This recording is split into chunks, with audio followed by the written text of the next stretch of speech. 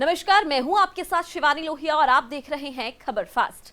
खबर फास्ट आपकी पहचान का एक ऐसा कार्यक्रम लाया है जिसको लेकर हम आपको उन लोगों के बारे में बताते हैं जिनसे आपको हौसला मिले और कुछ कर गुजरने की जो है आपको काबिलियत के बारे में उनका पता चले। और इसी सीरीज में आज हमारे साथ आपकी पहचान में मौजूद है मिस्टर प्रेम गैराठी जी, जो कि कुमार ग्रुप ऑफ इंडस्ट्रीज के चेयरमैन है और उन्होंने अपने बल पर इतना बड़ा ग्रुप जो है आज बना लिया है, जिसकी वजह से आज वो इतने ऊंचे कद पर हैं। तो प्रेम जी, बहुत बहुत स्वागत है आपका हमारी चैनल पे। नमस्कार जी।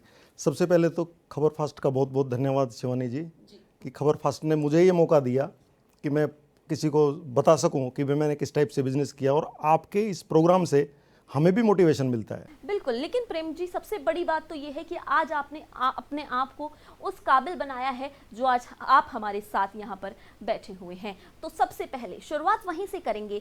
हर एक जो बिजनेसमैन होता है उसके पीछे की एक सफलता की कहानी होती है, तो आपकी सफलता की कहानी के बारे में जनता जानना चाहती है। ऐसा है शिवानी, 91 में मैंने बैचलर ऑफ कॉमर्स किया था जी। और उसके बाद मैं काफ़ी टाइम तक ये सोचता रहा कि हमें क्या करना चाहिए, बिजनेस क्या करना। हमारा फैमिली जो बिजनेस था वो दूध का था। हमारे फादर का दूध का काम था। हमारे फादर सरपंच भी रहे हैं यहाँ पे गाँव में। तो मैं ये सोचता था कि हमें करना क्या चाहिए, क्योंकि हमारा जो फैमिली बैकग्राउंड है वो एक ग्रामीण परिवेश से है। तो ग्रामीण परिवेश का जो बच्चा था उस टाइम पे, खासकर 91 में, वो ये नहीं सोच सकता था कि मुझे किस टाइप से, आज के जो बच्चे हैं बहुत एडवांस है क्योंकि वो देखते हैं चारों तरफ का माहौल, बट उस टाइम पे ऐसा नहीं था। तो 91 में ग्रेजुएशन करने के बाद में मैंने काफ़ी सर्च किया कि भाई हमें कुछ करना चाहिए, हमें इस फैमिली बिजनेस जो है दूध का है या खेती का है, इससे हमें निकल के कुछ आगे बढ़ना चाहिए। तो 96 में हमारे कोई दोस्त हैं, उन्होंने मुझे सजेस्ट किया था अपनी पैकिंग बॉक्स की जो इंडस्ट्री है हमारी, उसके लिए भाई आप ये कर सकते हो। तो उससे पहले हमने कुछ और भी इंडस्ट्रीज के बारे में सर्च किया था, लेकिन हमें ये अच्छा लगा। तो 96 में हमने पहला बिजनेस अपना स्टार्ट किया था। और स्ट्रगल इतना था उस टाइम पे कि 96 में हमने इसको फाइनेंस कराया था पूरी फैक्ट्री को। तो उसमें बिल्डिंग के लिए भी हमने लोन लिया, मशीनरी के लिए भी हमने लोन लिया और वर्किंग कैपिटल के लिए भी हमने लोन लिया था। कहने का मतलब है कि हमारे पास अपना पैसा नहीं था, हमने टोटल लोन के ऊपर काम स्टार्ट किया और 2008 तक हमने उस लोन को पे किया है। लेकिन 2008 तक उस टाइम इंटरेस्ट रेट इतने ज़्यादा थे बैंकों के कि वो 3 गुना हुआ है, 3 गुना हमने पे किया। बट उस 3 गुना को पे करने का हमारा जो था सारा सिस्टम था, उसी से जो आगे के बिजनेस हैं वो चले हैं। जी बिल्कुल, सबसे अहम बात यह है कि आपको पता है कि आपने सारा जो बिजनेस है वो लोन पर स्टार्ट किया। मतलब एक बहुत बड़ी बात है कि दूसरे से एक क्रेडिट लेकर एक बिजनेस में लगाना और उसके बाद इस नीयत के साथ काम करना कि क्योंकि हमें ये क्रेडिट वापस करना है, अपने इस कारोबार को आगे बढ़ाया। कहीं ना कहीं वही जो कारण है आज आपकी सफलता का जो है। तो फैक्ट्रियों के बारे में जानना चाहेंगे। कुछ ऐसी परेशानियां भी आई होंगी इतने लंबे सफ़र के अंदर जिसमें आपको लगा होगा कभी ना कभी कि हाँ, अब थोड़ा सा जो है आपका विश्वास जो है वो डगमगाया होगा। लगभग 2001 या 2002 की बात है। जो लोन था उसका बर्डन हमारे ऊपर इतना ज़्यादा हो गया था कि हम उसमें अपने आप को महसूस कर रहे थे कि हम इस लोन को नहीं भर पाएंगे, और अगर लोन को नहीं भर पाते हैं तो फैक्ट्री बंद होगी, ये था। लेकिन फिर भी हम उसमें थोड़ी सी मेहनत करी हमने, क्योंकि सारा जो पैसा है वो लोन का था। तो उसमें क्या था कि भी हमें लोन की पेमेंट भी करनी पड़ती थी, हमें वर्किंग कैपिटल भी करनी पड़ती थी, काम बढ़ाने के लिए भी पैसा चाहिए था, और दूसरा जब और सोर्स अगर कोई आपके पास नहीं होगा तो घर के लिए भी आपको खर्चे के लिए पैसे निकालने पड़ते हैं। वो सभी के साथ होता है। तो उस टाइम पे हमारी इतनी क्रिटिकल कंडीशन हो गई थी एक तरह से कि हम ये सोच रहे थे कि शायद फैक्ट्री को चला पाएंगे या नहीं चला पाएंगे। बट ऊपर वाले की कृपा से उससे हम उभरे और उससे निकल पाए, और धीरे धीरे करके हमने उस लोन को भी पे किया। आपको क्या लगता है कि जो आपने वो बिजनेस शुरू किया था तो उसमें आपके एक हर व्यक्ति के पीछे किसी न किसी का जो हाथ है वो ज़रूर होता है, तो आपको मोटिवेट करने वाला इंसान कौन था? मेरी फैमिली, मेरे भाई हैं, 3 भाई हैं छोटे, वो बिल्कुल हमारी सपोर्ट में थे। वो भी अपना एक छोटा भाई है जो मेरा मारुति में था, जॉब करता था वहाँ पे। 2001 में उसने वहाँ से रिटायरमेंट VRS ले ली थी, तो उसका भी सपोर्ट था। प्लस 2 छोटे भाई हैं, उनका भी मुझे बहुत सपोर्ट रहा है। अगर उनकी सपोर्ट नहीं होती तो शायद हम आगे नहीं बढ़ पाते। जॉइंट फैमिली का होना आज के समय में वो ही बहुत बड़ी बात है, क्योंकि आज हर व्यक्ति जो है एक सेपरेट फैमिली जो है वो चाहता है, बावजूद इसके एक सामूहिक परिवार के साथ आप रह रहे हैं और इतना मेलजोल जो है कहीं ना कहीं वही जो है आपके सफलता का पीछे का जो है वो राज है। तो आपकी फैक्ट्रियां हैं, तो किस किस तरीके का फैक्ट्रियों में काम होता है और कैसे कैसे होता है? सबसे पहले जो 96 में हमने लगाया था मैनुअल प्लांट अपना पैकिंग बॉक्स का, कुमार इंडस्ट्रीज के नाम से, और 2012 में हमने उस प्लांट को ऑटोमेटिक कर दिया। मतलब हमने मशीनें इंपोर्ट करी और इंपोर्ट करके आज हमारे पास ऑटोमेटिक प्लांट है उसका सारा। हमारी जो प्रोडक्शन है वो भी काफ़ी है उसमें। और 2014 में ही हमने एक दूसरी फैक्ट्री लगाई थी इंजेक्शन मोल्डिंग की, जिसमें हम प्लास्टिक पार्ट्स बनाते हैं। वो 2014 में Kumar plaster India private limited के नाम से है वो।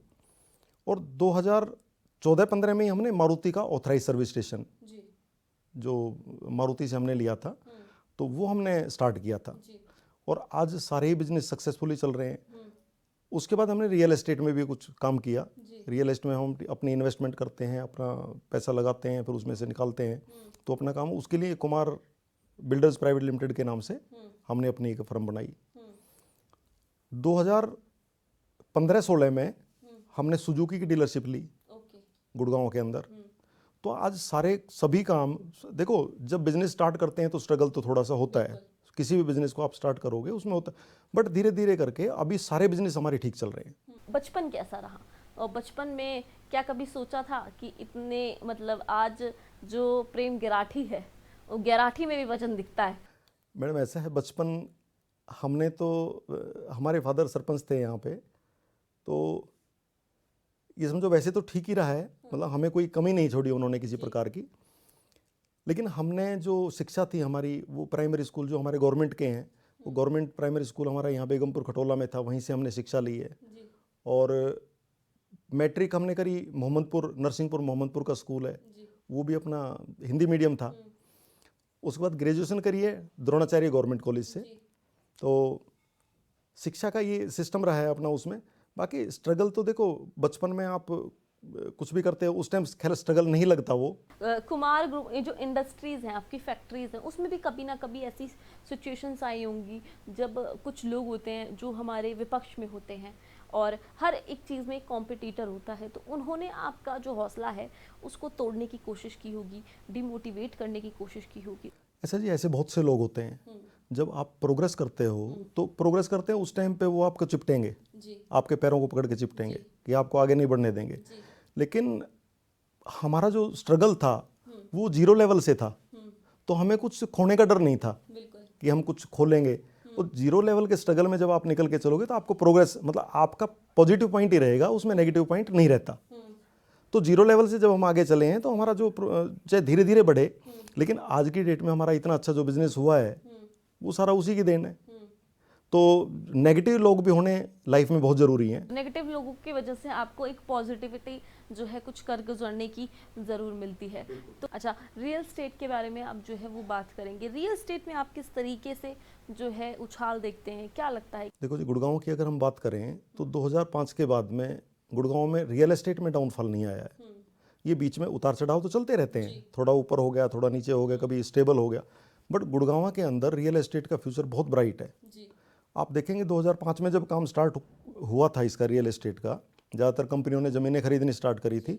उस टाइम पे मास्टर प्लान नहीं आया था, मास्टर प्लान बाद में आया है। बट पूरे गुड़गांव का जो हज़ारों एकड़ जो ज़मीनें बाद में खरीदी गई, जो मास्टर प्लान 112 सेक्टर तक पहुंच गया। पहले तो गुड़गांव मुझे लगता है शायद 7 सेक्टर तक हमने सुना था, बट उसके बाद जो मास्टर प्लान आया उसमें 112 सेक्टर तक हो गए। तो हज़ारों एकड़ जो ज़मीन खरीदी गई, उसके बाद उनके ऊपर प्रोजेक्ट बने हैं और अभी बनने भी लग रहे हैं। तो आगे फ्यूचर तो बहुत ब्राइट है। फ्यूचर तो ब्राइट है, लेकिन आपको कुछ कमियां भी दिखाई देती होंगी गुरुग्राम के अंदर। तो आपके हिसाब से किन कमियों के ऊपर जो शासन और प्रशासन है उनको कार्य करना चाहिए? जो इंफ्रास्ट्रक्चर जो होता है, जो वो रीड होता है किसी भी शहर की, आज आप कहीं भी देखेंगे सड़कें टूटी पड़ी हैं। जो GMDA के अंडर आती हैं, जो बड़ी सड़कें हैं 60 मीटर के रोड, उन्होंने बना तो दिए लेकिन उसके ऊपर ध्यान नहीं देते। आज जो मेन बड़े बड़े रोड हैं गुड़गांव के, वो टूटे पड़े हैं, ट्रैफिक की व्यवस्था ठीक नहीं हो पा रही है उन पे। जो सीवर लाइन इन्होंने डाली थी वो सीवर लाइन ओवरफ्लो हो चुकी है। मतलब प्लानिंग का कुछ ऐसा सिस्टम है, ये समझ में नहीं आता गुड़गांव में कि जो प्लानर है वो किस टाइप के बैठाए हैं। प्लानिंग करनी चाहिए आगे 30 साल आगे की, वो प्लानिंग करते हैं आज के टाइम की। वे आज आबादी हमारी इतनी है तो उसके हिसाब से प्लानिंग हो रही है, जबकि 30 साल बाद क्या होगा वो कोई नहीं देखता। तो अब होता क्या है कि 5 साल के बाद ही वो सारी सीवर लाइन, सारा जो इंफ्रास्ट्रक्चर वो ध्वस्त हो जाता है। आपको एक हाल ही में एक हमारे ही चैनल ने आपको अवार्ड जो है वो भी दिया था। आपने खुद डीटीपी जो थे उस समय में RS भाट जी, उनके सामने अपनी परेशानियां और जो डिस्ट्रिक्ट है उसकी परेशानियां जो हैं वो रखी थी। तो क्या लगता है कि उन परेशानियों पर कभी गुरुग्राम का शासन और प्रशासन कार्य कर पाएगा? नहीं, करना चाहे तो कर सकते हैं, बट उसके लिए विल पावर भी होनी चाहिए ना। यहाँ पे प्रशासन का जो मुझे लगता है वो ऐसा है कि जो चल रहा है ना उसको चलने दो। यहाँ पे प्रशासन ये नहीं सोचता कि हमें कुछ करके दिखाना चाहिए, गुड़गांव को एक अच्छा शहर बनाना चाहिए। हम बाहर जाते हैं, विदेशों की भी मैंने कम से कम 15-16 देशों की यात्रा करी है, बट मैं आपको सच बता रहा हूँ कि गुड़गांव में इतनी इन्वेस्टमेंट, इतनी बिल्डिंग्स, इतना ज़बरदस्त इंफ्रास्ट्रक्चर जो होना चाहिए था वो बाहर के मुकाबले में शायद 10% पे भी नहीं है। अगर गुड़गांव के जो अफसर हैं, ये चाहे देखो पॉलिटिक्स का जो सिस्टम है, पॉलिटिशियन आते रहेंगे जाते रहेंगे, बट ऑफिसर्स जो है उनका बड़ा योगदान होता है किसी भी शहर की प्रोग्रेस में। बट यहाँ के ऑफिसर मुझे नहीं लगता कि भाई इनकी सोच क्या है, वो किस सोच से काम कर रहे हैं, वो बहुत बड़ा नेगेटिव पॉइंट है। तो कहीं ना कहीं जो ऑफिसर्स, मतलब शासन की बात करूंगी, शासन और प्रशासन कहीं ना कहीं लापरवाही जो है करता है, और जिसको जो है आम जनता को जो है वो जो है भुगतना पड़ता है। एक समय आया था प्रेम जी जब पूरी दुनिया थम गई थी, हमारे देश में एकदम से अनाउंसमेंट हो गई थी कि कल से आपका बाहर निकलना बेहद मुश्किल है। आपकी फैक्ट्रियां हैं तो वहाँ पे मैन पावर जो है एकदम से सभी अपने गांव जाने लग गए थे। तो उस समय में किस समय से गुजरे आप, और उस समय में अपने बिजनेस को कैसे बांधे रखा? शिवानी, उस टाइम पे बहुत स्ट्रगल का टाइम था। वो हमारे लिए नहीं, जो हमारे लेबर भी काम करती तो उसके लिए भी स्ट्रगल था कि लोगों को ऐसा लगने लगा था कि पता नहीं कितने टाइम तक ये चलेगा, और कितने टाइम तक चलेगा तो हर आदमी अपने घर जाना चाहता है, वो अपने बच्चों के साथ रहना चाहता है। हमने कुछ लोग चले गए थे, लेकिन कुछ लोगों के लिए हमने यहाँ पे खाने का, पीने का, सारा रहने सहने का वो पूरा हमने प्रबंध अपनी फैक्ट्री के अलावा कुछ और जगह हमने ली और वहाँ पे उनका प्रबंध किया था। लेकिन आप ये देखोगे कि शायद उसके खुलने के बाद भी, जब कोरोना चला गया और उसके बाद फैक्ट्रियाँ खुली हैं, तो खुलने के बाद भी हमने 30 या 40% लेबर के ऊपर काम स्टार्ट किया था। 30-40% लेबर रही है हमारे पास, तो प्रोडक्शन भी उतनी कम हुई है। तो उसका जो इफेक्ट है वो 3 महीने अगर वो कोरोना का वो बंद रहा है 3 या 4 महीने का, तो उसके डबल 4 महीने तक और उसका असर रहा है। कहीं ना कहीं आपको क्या लगता है कि जो कोरोना की मार है, क्या आज के समय में बिजनेसमैन, छोटे व्यापारी, बड़े व्यापारी, तो वो क्या निकल पाए आज तक भी? शिवानी, मुझे ऐसा लगता है कि अगर ये कोरोना ना आता तो मार्केट में ना पेपर के रेट बढ़ते, ना प्लास्टिक के रेट बढ़ते, ना लोहे के रेट बढ़ते। जो रेट्स बढ़े हुए हैं वो कंपनियों को रॉ मटेरियल जो बाहर से आता था, इंपोर्ट हम करते थे, वो रॉ मटेरियल नहीं मिल रहा है, उसकी वजह से सारे रेट बढ़े हैं। तो कोरोना का पूरे देश के ऊपर नहीं, पूरी दुनिया के ऊपर बहुत बड़ा नेगेटिव इफेक्ट हुआ है। किसी आज जो महंगाई, आज के समय में जो महंगाई बढ़ रही है कोरोना के बाद, वो सारी, और क्योंकि कोरोना के समय आयात और निर्यात पे काफ़ी असर जो है वो देखने को मिला, इस वजह से जो है आपके हिसाब से जो है वो हो रही है। अब आखिर में सिर्फ इतना ही जानना चाहूँगी कि कुमार ग्रुप ऑफ इंडस्ट्रीज़ के जो चेयरमैन है वो जनता को क्या कुछ मैसेज देना चाहेंगे, जो कि वो भी अपने आप को प्रेरित कर सकें और अपने हौसलों को बुलंद कर सकें, ताकि वो भी आज सफलता की उस सीढ़ी पर जाकर बैठ सके जहां पर प्रेम गैराठी बैठे हैं। मैं तो सभी से एक चीज़ कहना चाहूँगा कि चाहे बिजनेस करो, चाहे और कोई कुछ भी काम करो, पेशेंस होना बहुत ज़रूरी है। फाइनेंस दूसरे नंबर पे आता है अगर आपके अंदर पेशेंस, क्योंकि हमारी एक सोच होती है कि हम बिजनेस स्टार्ट करते हैं तो हम सोचते हैं पहले महीने से हमें इनकम आनी स्टार्ट हो जाएगी, जबकि ऐसा पॉसिबल नहीं है। ऐसा कुछ ही बिजनेस है जिसमें हो सकता होगा छोटे मोटे, बट अगर आप बिजनेस लाइन में जा रहे हैं तो उसमें कुछ टाइम के लिए आप वेट करो, उस काम को थोड़ा सा चलाओ। मैंने बहुत से अपने साथी ऐसे देखे हैं जिन्होंने 4 महीने चलाया, 5 महीने चलाया और वो फिर अपना काम करके बंद करके बैठ गए कि जी नहीं होगा, इसमें हमें कुछ बच नहीं रहा है। बट इसमें पेशेंस होना बहुत ज़रूरी है। दूसरा, थोड़ा सा कैपेबल तो आदमी होना चाहिए, थोड़ा सा बिजनेस के प्रति डेडिकेटेड भी होना चाहिए, जो उसमें प्रॉपर तरीके से टाइम दे सके और प्रॉपर तरीके से अपने बिजनेस को सुचारू रूप से चला सके। तो मतलब पैशनेट होना चाहिए, आपके अंदर पेशेंस होने चाहिए और डेडिकेशन होनी चाहिए, ऐसा कहना है प्रेम गिराठी जी का। बहुत बहुत धन्यवाद प्रेम जी आपका हमारे साथ यहाँ मौजूद होने के लिए। तो बिल्कुल अगर आपको भी सफलता की सीढ़ी पर उस पर बैठना है जहाँ पर आपको दुनिया जो है वो सलाम करे, तो आपको पेशनेट होना चाहिए, आपके अंदर पेशेंस होने चाहिए और साथ में डेडिकेशन आपके अंदर होनी बेहद ज़रूरी है। तभी जो आपके हौसले हैं वो उड़ान भर सकेंगे और आप अपने सपनों को जो है वो सच कर सकेंगे। आपकी पहचान में फिलहाल इतना ही। देखते रहिए खबर फास्ट। धन्यवाद।